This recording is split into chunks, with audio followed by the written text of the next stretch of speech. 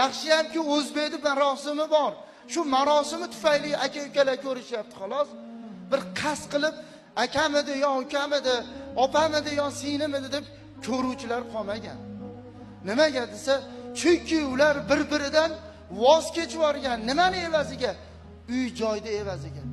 Koshkida insonga bu uy-joy vafo qilganda edi, kimi ko'rdik uyiga ko'milganligini. Kimi ko'rdik uyiga ko'milganini? Biror bir odamni ko'rdikmi?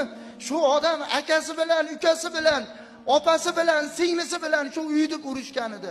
Kelinglar uyda o'rtasiga ko'maylik degan joyini ko'rdikmi?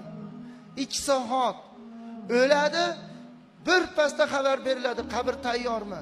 Qabr tayyor. 2 soatga qolib qolmaydi. Yug'uchi domla keladi, saloti janoza namozi o'qiladi, olib chiqib ketiladi. Hatto kechasi ham o'qiyapmiz.